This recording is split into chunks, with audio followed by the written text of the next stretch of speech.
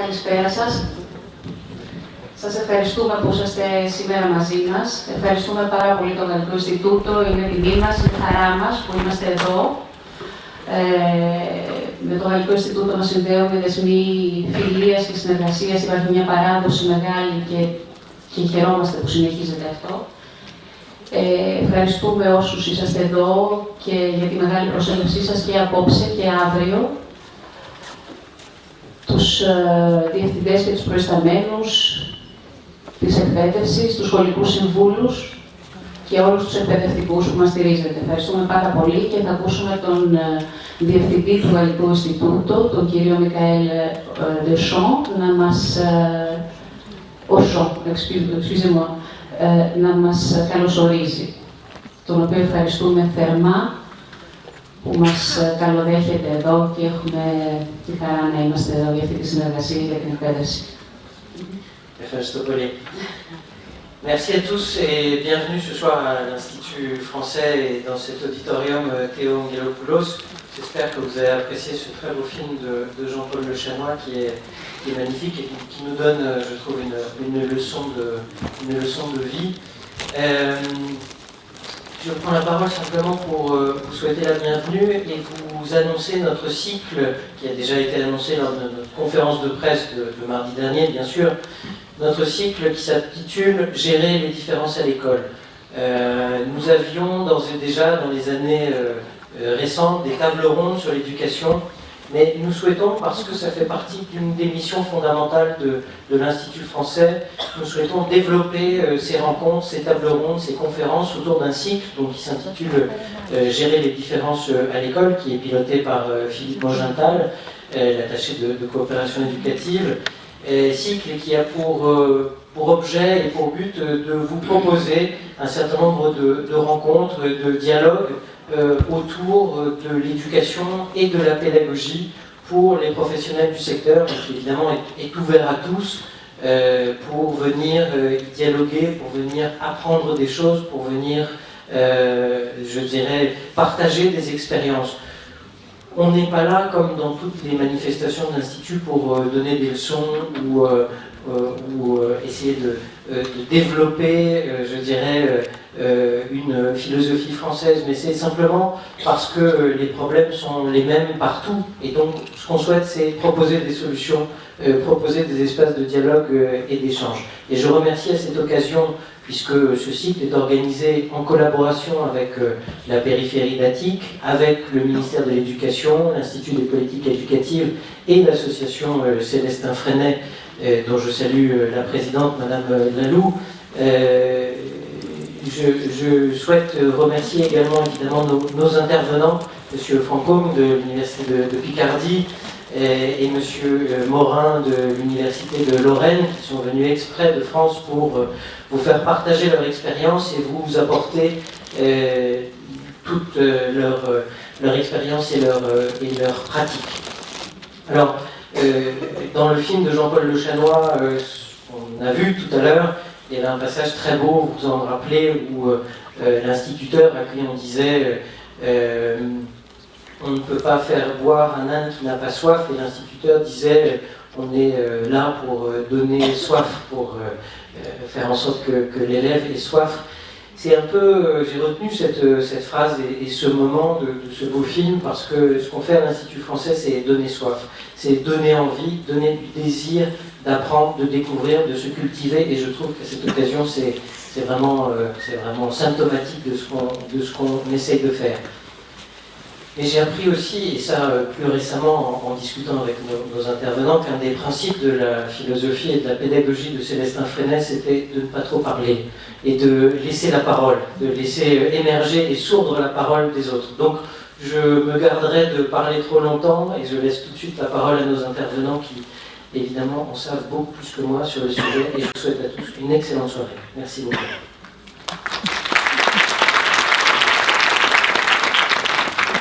Ευχαριστούμε πολύ κύριε Οσόν και ευχαριστούμε πολύ και τους Γάλλους συναδέλφους από το Πανεπιστήμιο που ήρθαν και είναι μαζί μας και τα μέλη της παιδαγωγικής ομάδας, το Σκασιαρχείο και τη Στέλλα Τιβαντιάν και τον Χαράλαμπο Μπαλτά που είναι μαζί μας και όλα τα μέλη της ομάδας που συνεργαστήκαμε και δουλέψαμε πάρα πολύ για αυτή τη διοργάνωση. Έτσι λοιπόν είμαστε χαρούμενοι σήμερα γιατί ξεκινάμε μια συνεργασία που είναι σημαντική. Θεωρούμε αυτή τη μέρα πάρα πολύ σημαντική, ιστορική, γιατί το κίνημα Φρενέ έχει πάρα πολλά να μας δώσει σε αυτή την ανταλλαγή εμπειριών, ιδεών και προτάσεων. Έχουμε να ακούσουμε και τις προτάσεις της Δέσποινας της Καρακατσάνη που είναι στην ομάδα Φρενέ, που είναι στο Πανεπιστήμιο Πελοποννήσου, στο τμήμα κοινωνικής και εκπαιδευτικής πολιτικής, τις προτάσεις που μπορεί να μας δώσει, την άποψη για την εφαρμογή στην τάξη στο ελληνικό σχολείο, την άποψη της Στέλλας της Μπαδικιάν, που το έχει εφαρμόσει στο σχολείο της με πρόγραμμα. Έχουμε λοιπόν πολλά να πούμε για να μοιραστούμε και να ανταλλάξουμε τις ιδέες μας και είναι μια μέρα πολύ σημαντική για μας, την περιμέναμε πάρα πολύ καιρό, να συνεργαστούμε με το κίνημα Φρενέ της Γαλλίας, γιατί η παιδαγωγική Φρενέ είναι κατά βάση διεθνής και αυτό μπορεί να σημάνει και την δημιουργία και την οικοδόμηση ενός κινήματος Φρενέ στην Ελλάδα, για το οποίο θα σας ζητήσουμε τη συνεργασία σας. Και αυτό το κίνημα Φρενέ μπορεί να ενταχθεί σε αυτή τη δυναμική της διεθνής παρουσίας των ιδεών αυτών. Θα δούμε με όλα αυτά που θα ακούσουμε και θα συζητήσουμε μαζί σας και θα μας πείτε και εσείς τις ιδέες σας, πόσο μπορούν να ενισχύσουν αυτό που ήδη προσπαθούμε να κάνουμε στα σχολεία μας, ψάχνοντας για ιδέες, για προτάσεις, για τεχνικές και για εργαλεία, που είναι πάρα πολύ σημαντικές οι τεχνικές και τα εργαλεία της παιδαγωγικής Φρενέ, για να οικοδομήσουμε αυτό το σχολείο, το ανοιχτό, το συνεργατικό και το χειραφετικό. Και θα το δούμε πώς γίνεται αυτό και σήμερα με τη συζήτηση και αύριο στα βιωματικά εργαστήρια. Έχουμε πολλά να πούμε λοιπόν, δεν λέω κάτι παραπάνω. Θα ζητήσω από τον κύριο Olivier Franchomme να μας πει λίγα λόγια για τον παιδαγωγό, τον ριζοσπάστη Γάλλο παιδαγωγό, τον Célestin Freinet, γιατί είστε πολλοί εδώ που μας έχετε παρακολουθήσει. Είναι η δεύτερη φορά που βγαίνουμε στο Γαλλικό Ινστιτούτο με ημερίδα και σεμινάρια, αλλά είναι και πολλοί εδώ που έρχονται για πρώτη φορά. Οπότε θα θέλαμε να μας πει ο κύριος Franchomme για τον Φρενέ, για το κίνημα Φρενέ στη Γαλλία, το ISEM, το Συνεταιριστικό Ινστιτούτο της Μοντέρνας Μάθησης, της Νέας Αγωγής, όπως το λέμε στην Ελλάδα, παιδαγωγική Φρενέ, και για την FINEM. Μονάχα που δεν πήρε τα ακουστικά. Αν κάποιος θα ήθελε να φέρει ακουστικά για τον κύριο Franchomme, ευχαριστούμε Γιάννη, και για τον κύριο Morin, για να ακούνε τις ερωτήσεις και να μπορούμε να επικοινωνούμε. Très bien. Alors, je vous ai posé la question. Si vous voulez nous parler un petit peu de Célestin Freinet, parce que dans notre public, il y a des gens qui ne le connaissent pas, qui sont ici pour la première fois. Alors, parlez-nous, si vous voulez, un peu de Célestin Freinet, un tout petit peu, et puis de l'ISEM, hein, ce que vous faites en France. Merci. D'ailleurs, bonjour à tous et je vous remercie d'être venus si nombreux un soir pour parler de la pédagogie Freinet. Et d'ailleurs, ce qui est très étonnant, c'est qu'on soit sur une estrade alors que lui, il a passé sa vie à détruire des estrades au Parlement. Et donc, c'est très étonnant pour nous d'être face comme ça à un public parce que ça ne nous arrive jamais. Mais je vais faire avec ce soir. Donc, curieusement, Freinet n'a jamais voulu donner son nom au mouvement. Il l'a appelé l'Institut coopératif de l'école moderne, parce que pour lui, le plus important, c'est la coopération entre les personnes, enfants, adultes, entre adultes. Et de la même manière qu'il n'a jamais fait de distinction entre les pays. Parce que dès le départ, quand il organisait des réunions, les réunions étaient internationales. La première fois qu'il a réuni des enseignants, il y avait des enseignants de 3 continents, qui venaient d'Afrique, d'Amérique du Sud et d'Europe. Et pourtant, c'était en 1926, un moment où il n'était pas facile de voyager. Donc, j'ai commencé ma carrière comme instituteur et j'ai travaillé dès le départ dans le mouvement Freinet parce que c'est le seul lieu qui accueille des enseignants sans qu'il y ait de niveau hiérarchique. C'est-à-dire que les enseignants viennent pour échanger sur leurs pratiques, ils coopèrent entre eux, et je n'ai jamais quitté le mouvement Freinet pour cette raison. Tout le monde pouvant participer à toutes les réunions et s'inscrire à tous les chantiers. Le mouvement Freinet est structuré en France à tous les niveaux, au niveau local, au niveau départemental et au niveau national. Et nous avons des réunions soit thématiques ou soit ce qu'on appelle des chantiers de travail et de production. J'ai apporté ici, mais peut-être que vous connaissez déjà, c'est des choses qui sont produites dans les classes. C'est-à-dire que ce qu'on a vu au niveau de la tradition des enfants qui produisent des journaux, ça s'est poursuivi, mais d'une manière beaucoup plus élaborée, sachant que 95% de ce qui figure dans ces revues-là ont été élaborés par les enfants eux-mêmes, avec leurs enseignants, mais par les enfants. Et ça existe à tous les niveaux. Il y a aussi des productions à l'université. J'ai eu ma carrière d'enseignant, mais en même temps, en parallèle, une carrière de militant. Et aujourd'hui, je travaille dans la formation des enseignants dans le nord de la France. Et ce qui est très curieux, c'est que les techniques utilisées avec les petits dans la classe fonctionnent aussi avec les grands dans mes classes à l'heure actuelle, quand je les vois. D'ailleurs, s'ils me voyaient ici, ils se diraient, ils rigoleraient de moi, parce que jamais je travaille comme ça avec eux, c'est-à-dire que forcément on travaille en cercle, ensemble, et tous les matins on commence par un coin neuf avant de travailler, on se met d'accord. Et surtout, une des grandes différences dans la pédagogie Freinet, dans la pédagogie coopérative, c'est que moi-même je demande à mes étudiants de produire. Ils ne sont pas là pour m'écouter, mais pour produire des savoirs autour de leur centre d'intérêt. Mes jeunes souhaitent devenir enseignants. Certains s'intéressent aux enfants qui ont des problèmes, certains s'intéressent à l'apprentissage des langues, certains s'intéressent à la relation aux parents, et à travers leur centre d'intérêt qui leur paraissent importants dans leur carrière, leur future carrière, alors ils mènent eux-mêmes leurs enquêtes, leurs recherches, peuvent voyager d'ailleurs, et j'espère qu'il y en aura beaucoup qui viendront en Grèce, ils peuvent voyager pour voir ce qui se fait ailleurs, dans un ailleurs qui est toujours étrange. C'est ce qui est intéressant, c'est de voir l'intérêt dans la pédagogie Freinet, c'est de se confronter aussi aux autres, et l'échange interculturel est toujours très enrichissant, particulièrement pour les enseignants. Donc le matin, on commence par un coin neuf, très vite, on travaille en atelier, c'est-à-dire que nos étudiants se regroupent suivant leur centre d'intérêt, et ils doivent produire. Alors on a de la chance avec les moyens modernes parce qu'on a ce qu'on appelle des espaces numériques de travail, c'est-à-dire qu'ils peuvent produire et échanger leurs travaux, ce qui leur permet de critiquer, enrichir tout ce qu'ils produisent, et surtout, en général, ça aboutit à des projets. Et ce sont ces projets-là qui nous permettent de savoir si ils sont entrés comme il faut dans la profession d'enseignant. Et c'est donc à travers leur production qu'ils évaluent leur capacité à être enseignants. Et ce n'est pas en répétant bêtement des cours voilà, qu'ils construisent leur professionnalité. Voilà. Je ne sais pas si ça te va comme présentation. Τα εργαλεία λοιπόν που χρησιμοποιεί, μιλάω στα ελληνικά για να με καταλαβαίνει το μεγαλύτερο κοινό, το μεγαλύτερο μέρος του κοινού.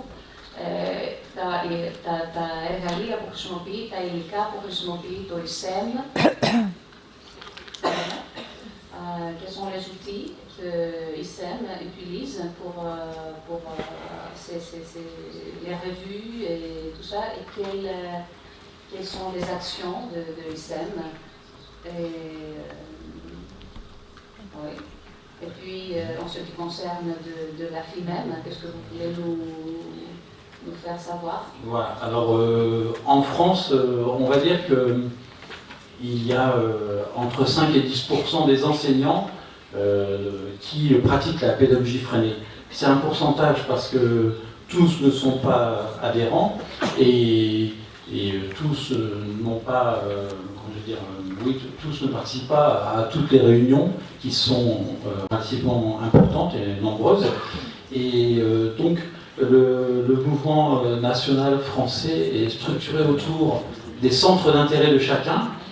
Si vous êtes passionné par la psychologie, ou par l'apprentissage de la lecture, ou par les mathématiques, ou par... les gens se regroupent au niveau national dans des secteurs ou des chantiers, mais aussi il existe une structure internationale qui regroupe déjà plus de 50 pays qui ont des mouvements structurés, c'est-à-dire qui existent et qui fonctionnent. Il y a un certain nombre d'écoles, d'établissements, et donc ces gens-là travaillent ensemble au niveau national, régional même, et ont développé ce qu'on appelle un mouvement. Personnellement, je travaille depuis un certain temps, j'ai travaillé beaucoup avec l'Amérique latine, récemment j'ai travaillé aussi avec l'Afrique, récemment je travaillais beaucoup avec l'Asie, en Asie j'ai travaillé beaucoup en Corée du Sud, en Chine et au Vietnam, et plus récemment je travaille en Europe. C'est très étonnant. Je suis revenu en Europe après la guerre, j'irai travailler après. Mais je compte bien travailler longuement, c'est-à-dire que je ne viens pas pour des choses comme ça, pour des conférences, c'est très intimidant. Quand je viens, c'est pour travailler avec des collègues, donc j'espère bien aller très très vite dans les classes freinées de Grèce. Et donc on vient pour travailler avec des collègues en permanence, et l'échange se construit au niveau de la classe. En étant universitaire, j'ai deux obligations. Il y en a une qui est effectivement l'enseignement, mais l'autre qui est la recherche. Et pour Freinet, il y avait une chose qui était très intéressante, c'est qu'il disait le laboratoire, c'est la classe. C'est là que se passent les choses, et comme un médecin s'occupe de ses malades, le savoir scientifique ne peut s'obtenir que dans la classe. Et donc, ce qui est très intéressant, c'est de bien resituer l'action du chercheur à l'université. Il doit être au plus près du terrain qu'il est censé éclairer. Et donc, ce qui est très intéressant pour moi, c'est, alors que j'ai quitté la classe il y a quelques temps, c'est d'y retourner en tant que chercheur et de travailler avec mes collègues. Et donc, au niveau international, ça se structure aussi de cette manière, c'est-à-dire qu'il y a beaucoup de recherches internationales sur les pédagogies coopératives. Et que montrent ces recherches finalement? Parce que vous menez des recherches qui sont très intéressantes au niveau de l'évolution des jeunes qui ont fait l'école Freinet. Alors, c'est une question qui est intéressante, mais qui d'ailleurs nous est posée un peu partout, en France comme ailleurs. C'est que, curieusement, les politiques et comment s'appelle, les gens qui sont chargés de la formation se sont très peu intéressés des expériences qui fonctionnent. C'est-à-dire qu'on a beaucoup regardé ce qui n'allait pas dans les systèmes éducatifs et on n'est pas allé voir du côté des endroits où ça réussissait. Et j'ai mené un certain nombre de recherches de suivi d'anciens élèves et j'ai participé avec d'autres. Et certains anciens élèves, effectivement, ont plus de 50 ans, sont retraités. Donc, on est capable d'aller voir, d'aller interviewer les anciens élèves des écoles Freinet ou des écoles coopératives. Et il faut savoir deux choses. C'est que, premièrement, les écoles Freinet sont beaucoup plus efficaces en termes d'enseignement. C'est-à-dire que les enfants, effectivement, comme on le voit dans le film, les enfants ont des résultats bien meilleurs, effectivement, en pédagogie coopérative qu'en pédagogie traditionnelle. Ça a été mesuré scientifiquement. Donc c'est ça qui est intéressant, c'est qu'on a beaucoup de documents, dont l'expérience de Reuter à Mont-Saint-Marol, en dehors de la France, mais il y a d'autres endroits. On a aussi regardé les enfants qui sortaient des lycées coopératifs, des jeunes qui avaient entre 15 ans et 18 ans, qui sont passés dans les lycées coopératifs. On a regardé ce qu'ils étaient devenus 30 ans plus tard, puisque les premiers lycées coopératifs datent de l'arrivée de la gauche au pouvoir en France, c'était en 1981, et donc on sait ce que sont devenus ces enfants-là 30 ans plus tard. Et donc on a fait ces suivis d'anciens élèves, et alors d'une part, c'est ce que je disais, au niveau des résultats scolaires, effectivement ils réussissent mieux que ce qui est attendu d'eux. Et la deuxième chose, c'est que l'impact n'est pas seulement dans les scolaires. D'ailleurs, quand on voit dans le film, on s'intéresse plus à la personne qu'à sa note en mathématiques. Pour nous, ça n'a pas beaucoup de sens. Les apprentissages ne sont qu'un effet collatéral de la pédagogie Freinet qui, elle, a tendance à former des hommes et non pas des gens qui savent bien répondre en français ou en mathématiques.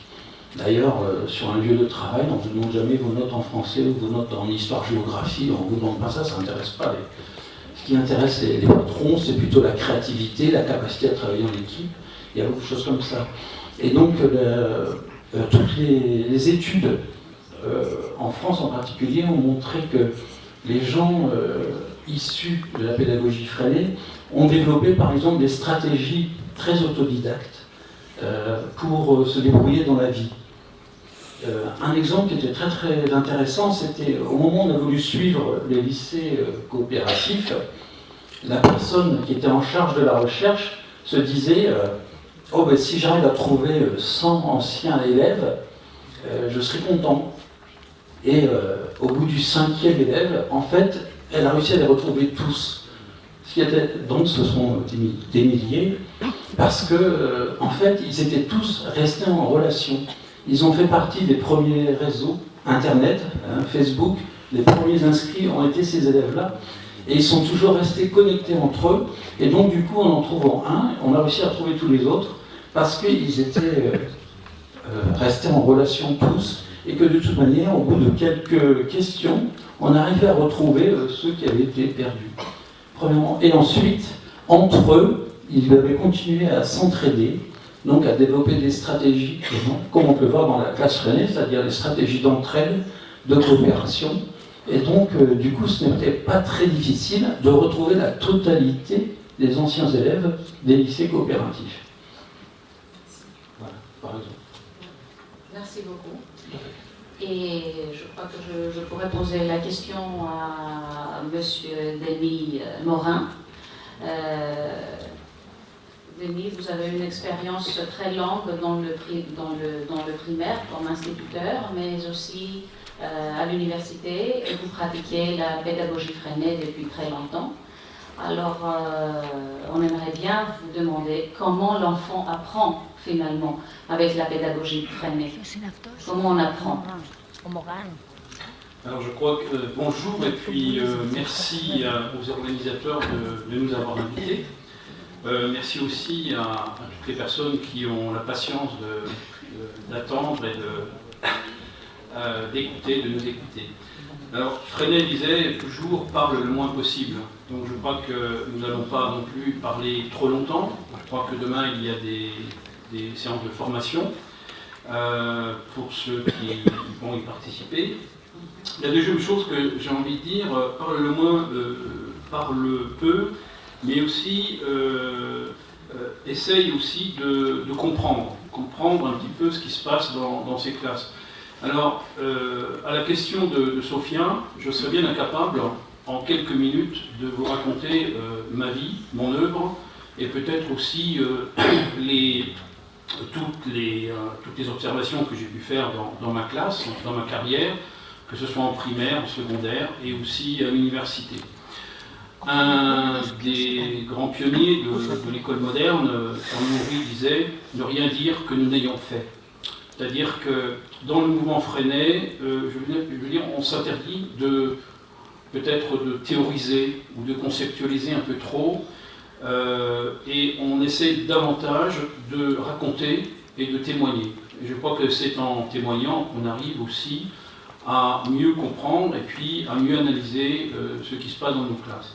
Alors que se passe-t-il en fait dans nos classes, sinon que l'important, pour moi, c'est la place du maître et son rôle dans la classe coopérative. La place du maître est fondamentale, c'est-à-dire, vous l'avez vu dans le film, qui est ô combien actuel dans son message, la place du maître est d'une importance phénoménale, et vous avez bien vu dans ce film comment l'instituteur, finalement, devient ce médiateur au niveau d'un groupe qu'il essaye de comprendre et avec lequel il apporte, au fur et à mesure de l'évolution de ce groupe, des outils et des techniques. Le mouvement Freinet n'est pas non plus une superposition de techniques ou d'outils. Quand on parle souvent de l'école Freinet, on parle de l'imprimerie, on parle de beaucoup d'outils. Nous sommes au XXIe siècle, siècle de l'Internet. Le mouvement Freinet a beaucoup évolué. Et il est vrai que les nouvelles technologies, telles qu'elles sont actuellement, peuvent être aussi de redoutables leviers pour justement propager et faire vivre cette coopération, faire vivre ce vivre ensemble à laquelle souvent les textes officiels aspirent, mais dont on nous fait plutôt, dont on nous donne plutôt des préceptes pour enseigner et faire donner des leçons, des cours d'instruction civique. Donc la place du maître est importante, et la place de l'enseignant, à mon avis, c'est quelque chose qui s'apprend aussi. Et le mouvement Freinet, c'est aussi un regroupement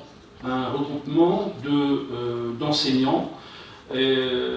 Freinet, lorsqu'il a commencé dans sa classe, s'est bien rendu compte qu'un enseignant seul ne peut pas travailler correctement, ou en tout cas il est en décalage avec la philosophie même de la coopération, celle qu'il prône. L'importance et la pertinence du mouvement Freinet, c'est justement de regrouper les enseignants, de faire en sorte que l'enseignant ne reste plus seul dans sa classe, que l'enseignant apprenne aussi à coopérer. Et c'est ensemble, dans ces groupes d'analyse, des groupes de pratique, que les groupes Freinet, que les enseignants construisent des savoirs, mais aussi produisent des outils en échangeant, en partageant. Et je crois que la force de la coopération est considérable dès lors que 2, 3, 4 enseignants, vous l'avez vu tout à l'heure par la correspondance scolaire, partagent ces savoirs, partagent leurs connaissances et démultiplient par là même cette dynamique coopérative à leur échelon, à leur propre échelon. Et on en discutait tout à l'heure avec Sophia, je crois qu'aujourd'hui il est temps de changer de paradigme. On ne peut plus rester dans un savoir qui se perpétue dans les amphithéâtres, mais bien de changer complètement la diffusion des connaissances. Et je rejoins tout à fait Olivier Francom lorsqu'il dit que la connaissance, elle va se produire dans la classe, par les enfants, à travers les enfants. Je vous prends simplement un exemple avec mes étudiants actuellement. Je travaille en Master 2 avec mes étudiants à l'université, en histoire des arts et géographie. Le matin, les étudiants se regroupent en Quad 9. Nous organisons très vite le plan de travail, les équipes se constituent, et les étudiants, très vite, comme le montre le film d'ailleurs, eh bien, vont enquêter au musée, enquêter à la basilique, enquêter chez le boulanger, enquêter au musée des Beaux-Arts, et sur des problématiques qu'ils auront au préalable exposées, rédigées. L'évaluation, on parle souvent d'évaluation, la note. Eh bien, à l'université, là où je travaille, je ne donne pas de notes. L'évaluation, c'est tout simplement la transmission du savoir que ces étudiants auront acquis, recueilli lors de ces enquêtes, et qu'ils vont faire partager au groupe, et pourquoi pas à l'ensemble de la communauté. La dernière enquête qui a été faite sur la ville d'Épinal dans les Vosges, par mes étudiants, s'est transformée en une exposition sur l'évolution du patrimoine urbain de la ville d'Épinal, avec un cycle d'exposés qui ont été entièrement réalisés par mes étudiants. On est donc dans une démarche coopérative et on est aussi dans une transmission de savoir qui est aussi différente de celle qu'on entend souvent qui parle de pédagogie dite inversée. Hein, pédagogie inversée, vous savez, on met les cours en ligne, où l'enseignant propage son cours sur Internet et on exécute les devoirs en classe. Non. La pédagogie Freinet est complètement différente et s'attache davantage justement aux hommes, aux femmes qui sont dans la classe, au groupe et à la place du maître. Je reviendrai juste pour finir sur cette estrade. Ma salle de cours est partagée en deux parties. Une partie qui est destinée au débat, au conseil, au bilan, à l'évaluation. Il n'y a que des chaises et un tableau. Ce sont les enseignants, les étudiants qui prennent eux-mêmes la parole. C'est un étudiant qui préside la séance. Il y a un secrétariat. Le secrétariat est rédigé par les étudiants. La deuxième partie de la salle est aussi totalement consacrée au travail de groupe, au travail individualisé aussi, avec des caisses, des livres que l'on découpe, que l'on cisaille, des fichiers, des ordinateurs, bref, un véritable laboratoire. Voilà. Merci beaucoup. Vous nous dites donc que la pédagogie Freinet ne s'adapte pas uniquement au primaire et au secondaire, mais c'est une pédagogie à proposer aussi à l'université. C'est ce que vous faites. Vous enseignez l'histoire, hein, c'est votre discipline. Voilà. Comment on enseignerait l'histoire dans le primaire? Comment vous enseignez-vous l'histoire dans le primaire? Alors, bon, ne rien dire que nous n'ayons fait, toujours cette phrase de Fernand Horry.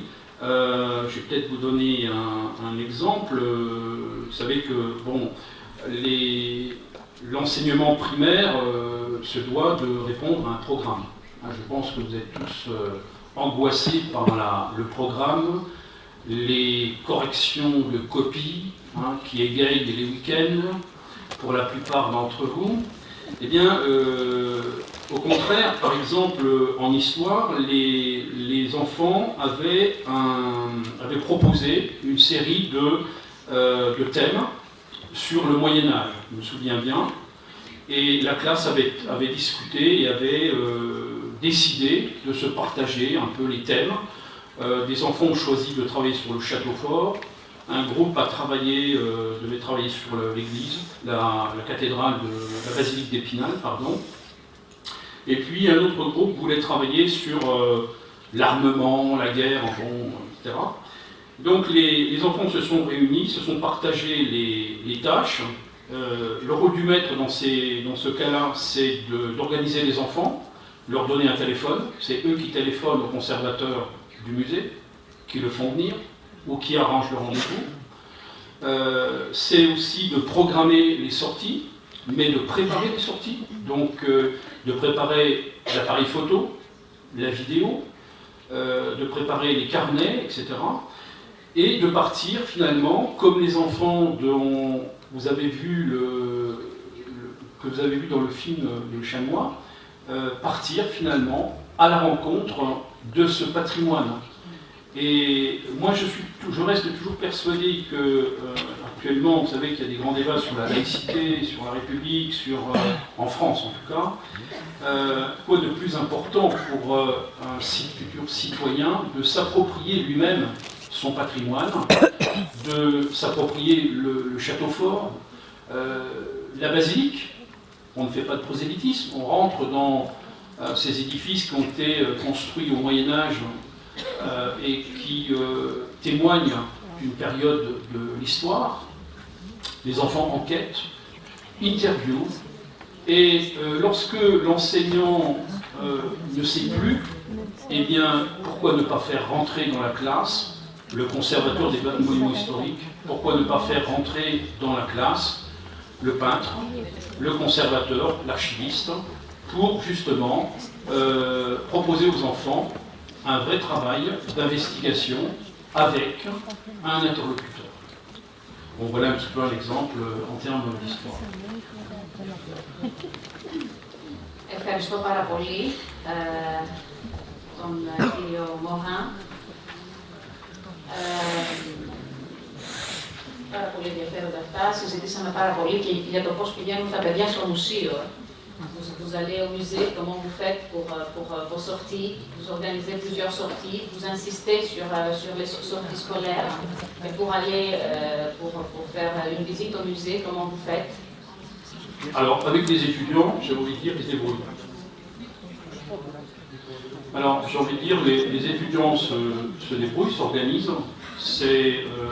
C'est le rôle aussi de futurs enseignants de pouvoir organiser plus tard des sorties avec les enfants. Donc ils vont s'organiser, ils vont aussi préparer des fiches d'enquête, se mettre en fait à la place d'un véritable historien, d'un véritable archéologue. Et je dis toujours, j'essaie de dire toujours à mes étudiants, essayez de rendre curieux les enfants, les rendre curieux. On ne le dit pas assez. Et par exemple, une sortie au musée, ce que me demande Sophia, c'est pas la sortie, c'est pas le troupeau. Hein, si vous allez dans les musées, vous voyez des troupeaux. C'est-à-dire, vous avez la maîtresse, vous avez le parent d'élève qui fait le suivi derrière, et puis vous avez le troupeau, avec le conservateur qui, au bout d'un moment, s'égosille devant des élèves qui n'écoutent plus, et la maîtresse qui fait bon an, mal an, le gendarme pour essayer de rameuter un petit peu son troupeau. Non, l'approche d'un musée, c'est tout simplement responsabiliser. Et dans nos classes, les enfants, les étudiants sont responsables, ont des responsabilités. Eh bien, dans chaque groupe, et le travail de groupe, c'est quelque chose qui s'apprend, qui se vit, qui ne s'improvise pas. Et là, je crois que c'est très important de pouvoir travailler avec les futurs étudiants sur l'organisation du groupe, mais pas seulement, aussi avec les enfants. D'ailleurs, ça marche souvent plutôt mieux avec les enfants qu'avec des adultes. Vous en ferez l'expérience. Il peut y avoir 5-6 groupes dans le musée. Simplement, parfois, je dis aux enfants, bah, écoutez, dans un musée des Beaux-Arts, bah, écoutez, choisissez une peinture, une œuvre qui vous plaît. La dernière fois, c'était un travail d'enquête dans le musée d'art contemporain. Les enfants, par groupe, chaque groupe avait finalement parrainé une œuvre. Et le but, c'était finalement de se renseigner, d'enquêter sur l'œuvre, et puis de la faire partager aux autres. Et c'est peut-être aussi comme ça qu'on fait aimer l'œuvre d'art, et puis l'artiste. Alors l'artiste, s'il est présent, c'est encore mieux. Le conservateur, s'il est là, c'est encore mieux, parce qu'il va être soumis au feu nourri de l'interview des enfants. Et vous évitez ainsi tous les problèmes de discipline, les problèmes de troupeau, et puis vous allez faire et rendre les enfants curieux. Et c'est ça qui est important. Merci. Ευχαριστούμε πάρα πολύ. Αυτό που είναι πολύ σημαντικό είναι ότι δεν καταναλώνουμε, έτσι, δεν θα καταναλώσουμε τέλος πάντων όλες αυτές τις γνώσεις στο μουσείο, αλλά θα αρκεστούμε σε κάτι που θα αναλύσουμε καλύτερα και θα κάνουμε μια έρευνα. Για αυτή την έρευνα οι μαθητές έχουν τη δυνατότητα μετά με τα εργαλεία αυτά και να κάνουν το rapport, να την δημοσιεύσουμε κιόλας. Αυτό λοιπόν τους κινητοποιεί καλύτερα και τους βάζει μέσα σε αυτό το πλαίσιο της υπευθυνότητας, της ευθύνης ότι κάτι θα έχουν να παρουσιάσουν και της χαράς να το παρουσιάσουν.